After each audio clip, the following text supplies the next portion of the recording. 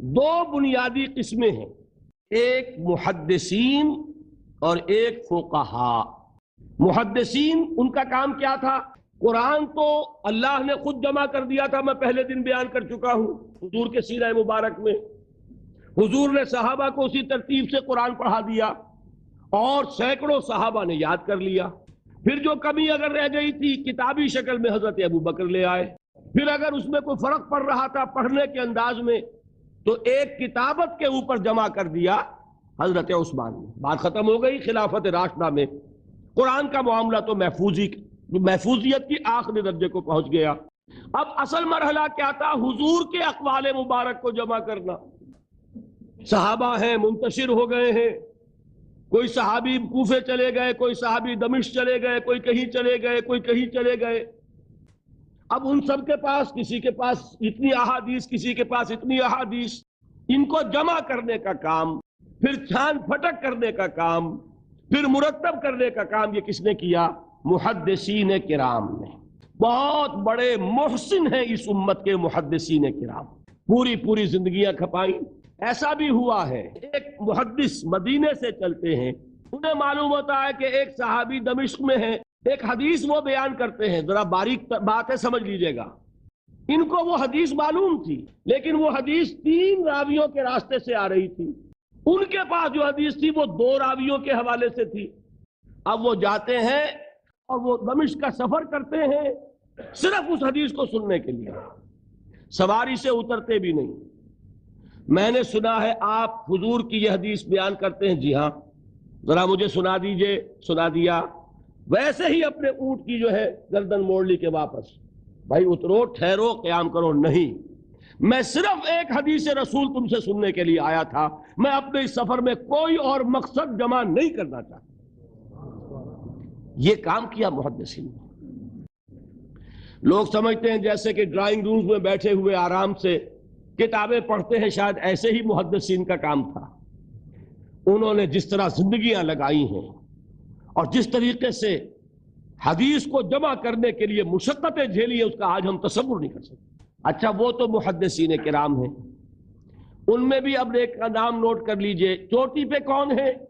امام بخاری، امام مسلم، امام ترمذی، امام احمد ابن حنبل، امام ابن ماجہ، امام ابو داؤد، سب ہیں، لیکن چوٹی پر رئیس المحدثین کون ہے؟ امام بخاری۔ اچھا، اب تیسرا طبقہ ہے ہمارے ہاں، دوسرا، وہ ہے فقہا۔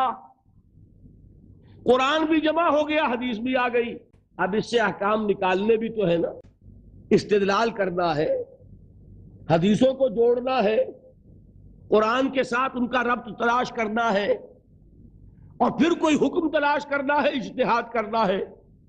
یہ کام جنہوں نے کیا انہیں ہم کیا کہتے ہیں؟ فقہائے کرام۔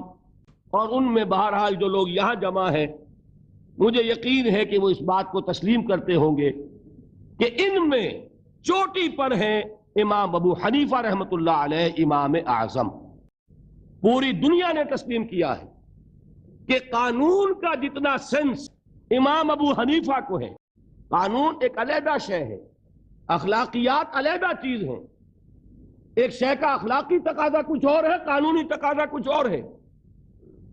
آپ کو کسی نے تھپڑ مارا، اخلاقی تقاضا کیا ہے؟ معاف کر دو بھائی، اور قانونی تقاضا کیا ہے؟ جوابی تھپڑ رسید کرو، اس لیے کہ اگر یہ نہیں کرو گے تو اس کی ہمت افزائی ہوگی، یہ کسی اور کو بھی تھپڑ مارے گا۔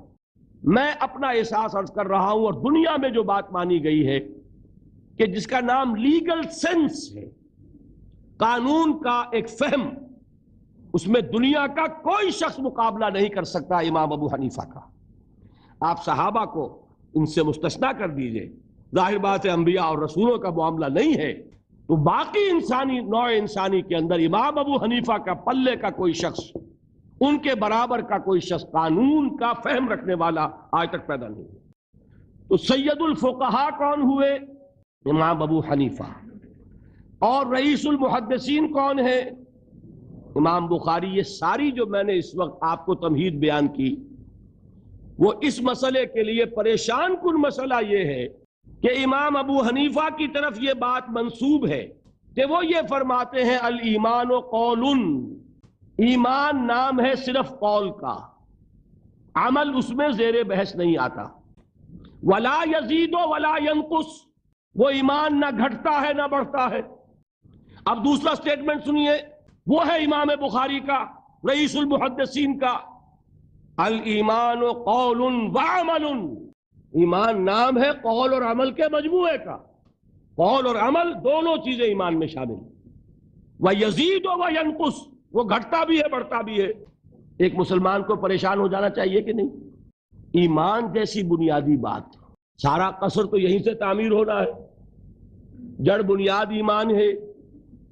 ایمان کے بارے میں کوئی 14ویں صدی کے 15ویں صدی ہجری کے کوئی علماء ہو، بڑے سے بڑے ہو، ان کا اختلاف ہو جائے تو تشویش نہیں ہوگی. یہ کن کے درمیان اختلاف ہو رہا ہے؟ رئیس المحدثین امام بخاری اور سید الفقہاء امام ابو حنیفہ.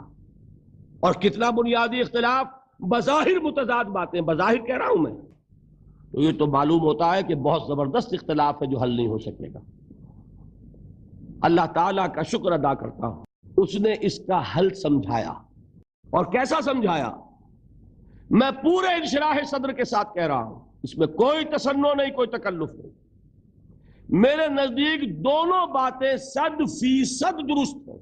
یہ نہیں کہ 50% یہ درست 50% وہ درست، نہیں، یہ بھی 100% درست، یہ بھی 100% درست. فرق کیا ہے؟ محل مختلف ہے.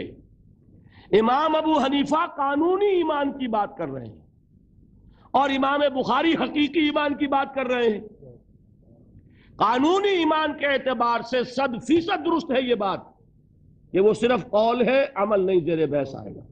ایک شخص نماز نہیں پڑھتا کافر نہیں ہے، نماز کا منکر ہو جائے کافر. زکوٰۃ نہیں دیتا فاسق ہے فاجر ہے، کافر نہیں ہے. زکوٰۃ کہہ دے کہ ہے ہی نہیں دین میں، کافر. تو معلوم ہوا کہ قانونی ایمان جس پر دار و مدار ہے کفر اور اسلام کا، اس کا کل دار و مدار صرف قول پر ہے، اقرار باللسان پر ہے. یہ بات آپ نے سنی ہوگی، امام ابو حنیفہ کا قول ہے 100% درست کہ گناہ کبیرہ سے بھی انسان کافر نہیں ہوتا. کبیرہ گناہ ہے، شراب پی ہے، کافر نہیں ہے. حد لگا دو. حضرت عمر نے اپنے بیٹے پر حد جاری کی. ایک مرتبہ مصر میں حد جاری ہو چکی تھی، لیکن حضرت عمر کو احساس ہوا کہ وہاں شاید رعایت کی گئی ہوگی خلیفہ کے بیٹے پر حد جاری کرنے میں، لہذا پھر بلایا اپنے پاس اور دوبارہ حد جاری.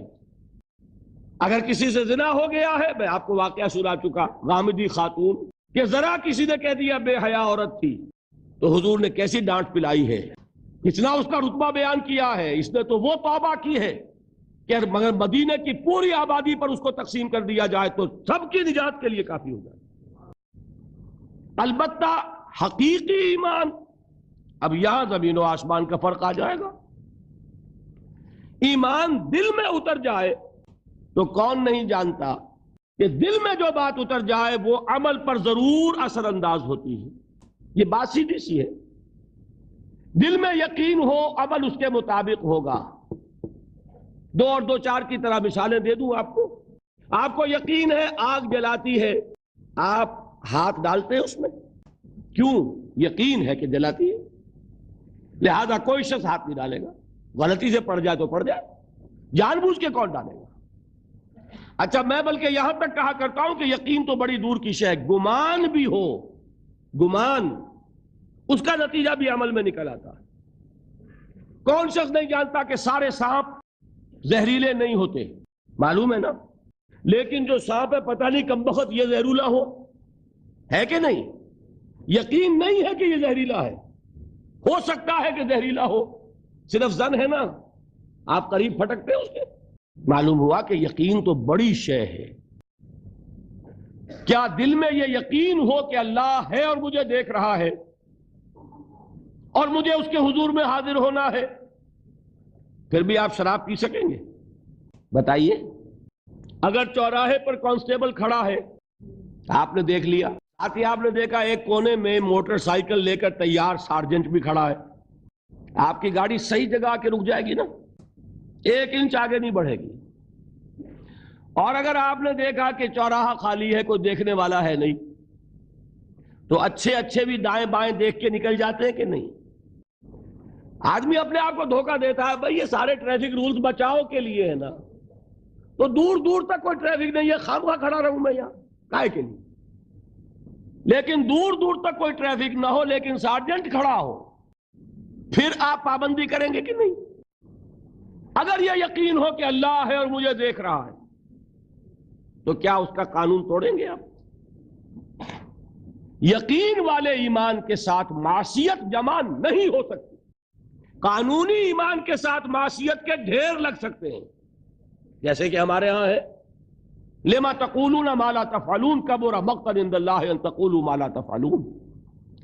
اے ایمان کے دعوے دارو، کیوں کہتے ہو جو کرتے نہیں ہو؟ اللہ کے غضب کو بھڑکانے والی ہے یہ بات کہ تم کہو جو کہ کرتے نہیں۔ ہماری امت کی اکثریت کا حال یہی ہے کہ نہیں؟